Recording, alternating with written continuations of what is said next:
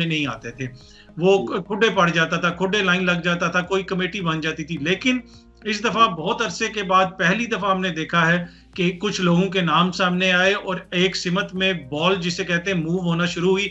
अब ये मंतकी इंजाम तक पहुंचेगा या नहीं, इसमें जो है हमें देखना पड़ेगा, क्योंकि इसमें शफकत साहब अगेन हमारा जो फरसूदा निजाम अदल है वो आड़े आएगा। एक तो स्टे ऑर्डर पहले ही आ गया था, अब क्या पता आज इस तरह की इतलात है कि क्या पता वो खत्म हो। तो इस सारे निजाम में शफकत को और अतर काजमी को तो सजा हो सकती है किसी चीज पे, हमें तो कटारे में खड़ा किया जा सकता है, लेकिन जो बासर तबका है, चाहे वो जहांगीर तरीन साहब हों, मियां नवाज शरीफ साहब हों, या कोई और बड़े पाकिस्तान के बासर शख्सियत हो, उसको इंसाफ मिलेगा और इंसाफ उनको साथ होगा, और उन्होंने के ऊपर जो इल्जामात हैं उसकी शफाफ तहकीकात होंगी, और उन तहकीकात के बाद जो भी फैसला हो उस फैसले पे अमल दरामद होगा। ये अभी कहना जो है ना बहुत मुश्किल है।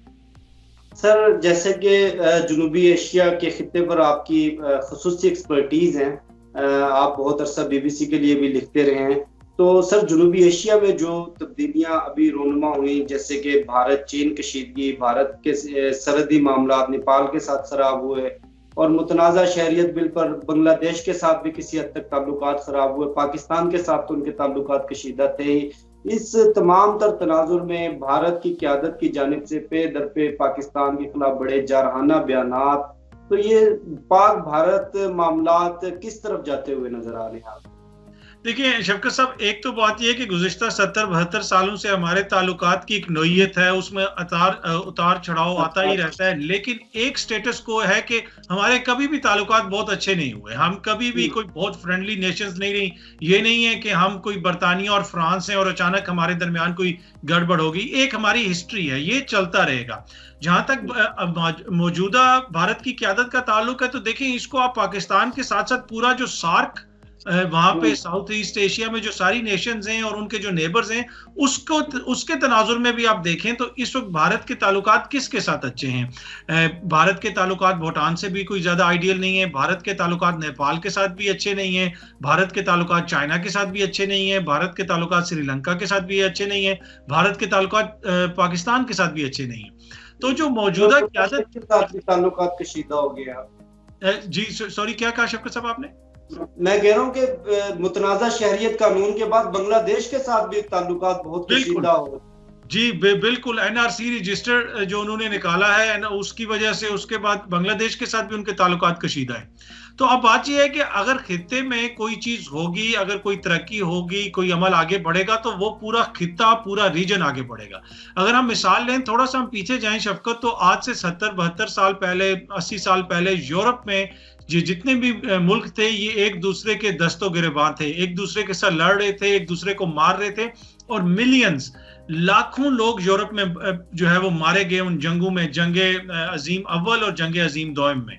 अब बात यह है कि उसमें यहाँ पे कोई एक मुल्क नहीं खड़ा हुआ और उस एक मुल्क ने तरक्की नहीं की, पूरे खित्ते ने एक फैसला किया, पूरा खित्ता साथ मिला, यूरोपीय यूनियन बनी, और यहाँ पे हर यूरोपीय मुल्क ने तरक्की की।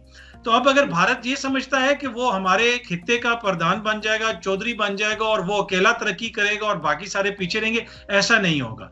यही चीज चाइना पे भी जाती है। अगर चाइना ये समझता है कि वो अकेला तरक्की करेगा, सारे फ्रूट्स जो हैं वो खुद अकेला खाएगा, तो ऐसा नहीं होगा। लेकिन चाइना को इस चीज का इदराक है, CPEC के अंदर चाइना दूसरे ममालिक को शामिल कर रहा है, चाइना अपनी जो वेल्थ है उसको आगे कोशिश कर रहा है कि उसको बढ़ाया जाए, वेल्थ को इंक्रीज भी किया जाए, और साथ साथ जो दूसरों का ड्यू शेयर है वो भी उनको दिया जाए।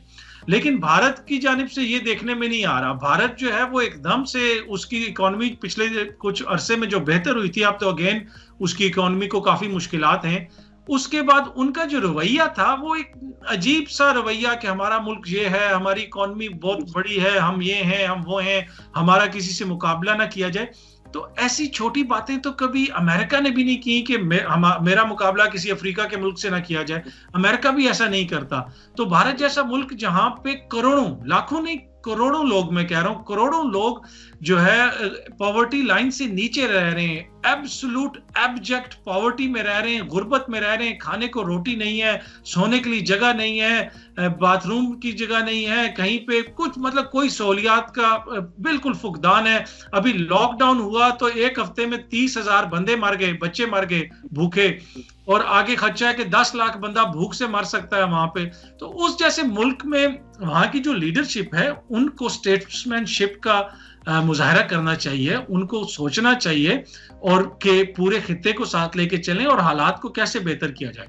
अब वो ऐसा करते क्यों नहीं है, ये एक बड़ा क्वेश्चन है। उसमें बात यह है कि शफकत साहब, मैं और आप जब कोई फैसला करते हैं तो हम अक्लो दानिश और जितनी महदूद हमारी अकल है उसके मुताबिक सोचते हैं और उसके मुताबिक फैसला करते हैं।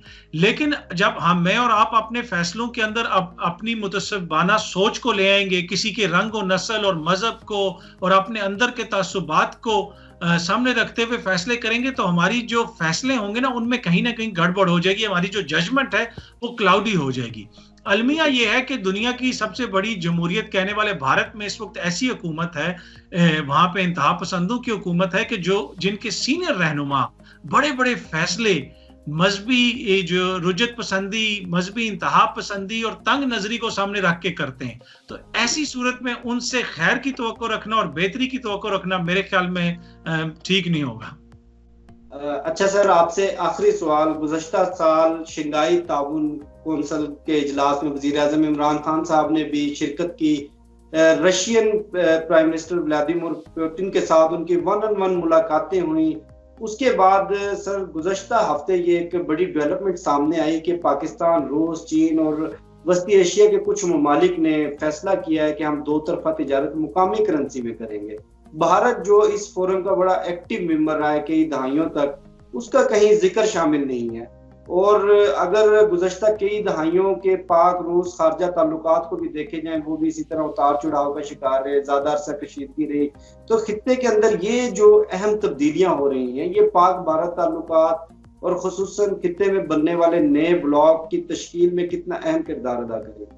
अच्छा, इसमें शफकत जो आपको पाकिस्तान का ज्यादा वाइब्रेंट और अच्छा किरदार नजर आ रहा है और मुतहरिक किरदार नजर आ रहा है, और हमें ऐसा लगता है कि हमारी जो हुकूमत है वो बैनुल अक़वामी फ्रंट के ऊपर बड़ी जबरदस्त मुजाहरा कर रही है। जहां पे भी खान साहब जाते हैं उनको खैर सगाली से उनका बड़ा पुरतपाक इस्तकबाल किया जाता है, उनको वेलकम किया जाता है और दुनिया उनको सुनती है।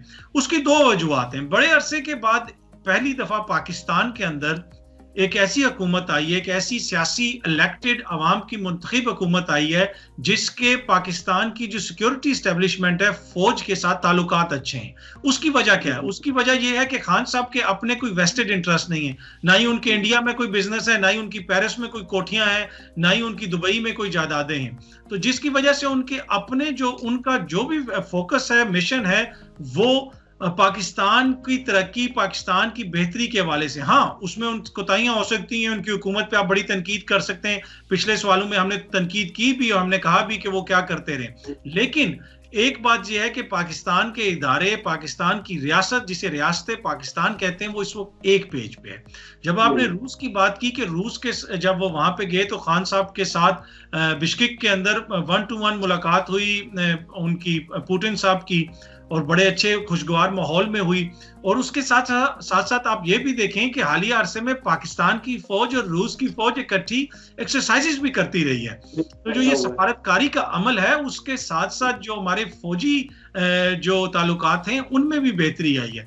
अगर आप ईरान की मिसाल ले लें अगर खित्ते के अंदर ही, तो आप देखेंगे कि कितनी दफा वहां पे हमारे आर्मी चीफ जा चुके हैं, वहां की फौजी क़यादत से मिल चुके हैं, दीगर जो खित्ते के ममालिक हैं वहां पे भी गए हैं। तो इस वक्त जो हमें बेहतरी की सूरत हाल नजर आ रही है, उसकी एक बड़ी वजह यह है कि रियासत पाकिस्तान जो है वो एक पेज पे है।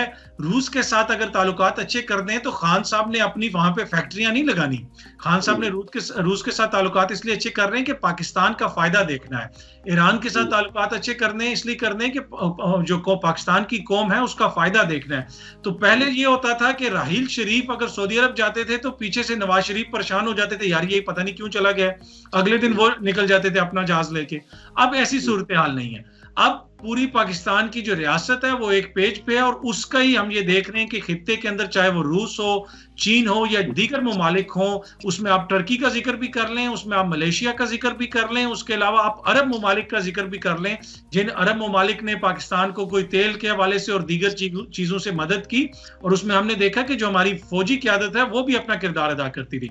और आने वाले दिनों में आप देखेंगे कि ये जो किरदार है, जो मुश्तरका किरदार है जो पाकिस्तान की रियासत अदा कर रही है, पाकिस्तान के रियासत के तमाम इदारे अपनी जिम्मेदारियां बड़े अहसन तरीके से अदा कर रहे हैं, इसका फ़ायदा पाकिस्तान को होगा और हमारी कौम को होगा। बहुत शुक्रिया अतर काज़मी साहब। मुझे शफकत अली को और काज़मी साहब को दीजिए इजाज़त। इंशाल्लाह आपसे फिर नेक्स्ट वीडियो में मुलाकात होगी। तब तक के लिए अल्लाह।